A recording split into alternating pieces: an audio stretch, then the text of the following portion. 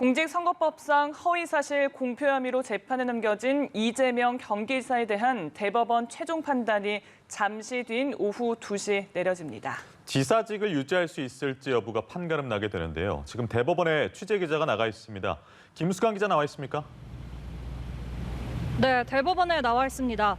이재명 경기지사가 공직선거법 위반 혐의로 기소된 사건의 상고심 선고가 약 1시간 뒤인 오후 2시에 내려집니다. 법원 주변은 방청권을 받으려는 시민들로 이른 아침부터 긴 줄을 이뤘습니다. 이 시장 지지자들 중에는 밤샘을 했다는 시민도 있었습니다. 이 지사 혐의는 직권남용과 공직선거법상 허위사실 공표 등 모두 4가지입니다. 1심 법원은 4가지 혐의 모두 무죄로 봤습니다. 하지만 2심 재판부는 이 가운데 친형 강제 입원과 관련된 허위사실 공표 혐의에 대해서는 죄가 있다고 보고 벌금 300만 원을 선고했습니다. 공직선거법상 100만 원 이상의 벌금형을 받으면 당선이 무효가 됩니다. 대법원은 오늘 이 2심 판결을 확정할지 아니면 무죄 취지로 사건을 돌려보낼지 최종 판단합니다. 네, 이 지사 사건이 대법원 전원 합의체까지 간 건데 가장 큰 쟁점이 무엇입니까? 네, 쟁점은 일부 사실을 숨기고 말하지 않은 것이 허위사실 공표에 해당하느냐 이겁니다. 이 지사가 2018년 지방선거 당시 한 방송사의 토론회에서 한 발언이 문제가 됐는데요. 김영환 당시 바른미래당 후보가 형님을 정신병원에 입원시키려 했죠라고 묻자 그런 일 없다고 부인하는 취지의 답변을 했습니다.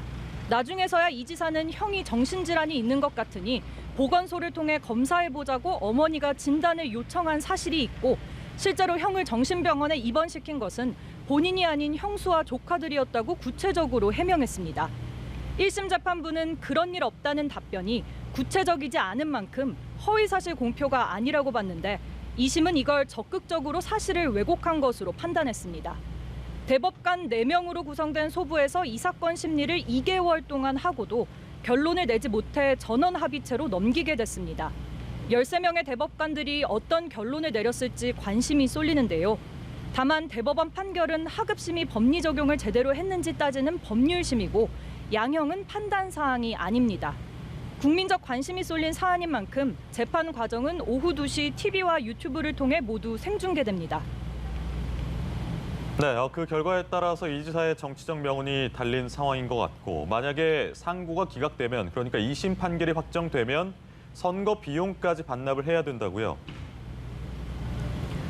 네, 대법원이 항소심 결과를 그대로 확정한다면 이 지사는 지사직은 물론 피선거권도 5년간 잃게 됩니다. 당연히 차기 대선에도 출마할 수 없게 됩니다. 선거 보전비 38억 원까지 반납해야 해 사실상 경제적 파산 선고가 될 것으로 보입니다. 그러나 대법원이 사건을 무죄 취지로 돌려보낸다면 이 지사는 재판을 다시 받을 기회를 얻게 됩니다. 대권 주자로서 정치적 생명도 이어가고 입지를 더 굳힐 수 있습니다. 주심을 맡은 노정희 대법관이 과거 이 지사 사건과 비슷한 공직선거법상 허위사실 공표 혐의 사건을 무죄 취지로 파기환송한 적이 있다는 점도 주목할 만합니다. 이 지사는 오늘 출근길에 겸허하게 결과를 기다리겠다고 밝혔습니다. 다만 오늘 재판에는 나오지 않을 것으로 알려졌습니다. 판결에 따라 내년 4월에 예정된 재보궐선거와 차기 대선 판도까지 요동칠 것으로 보입니다. 지금까지 대법원에서 전해드렸습니다.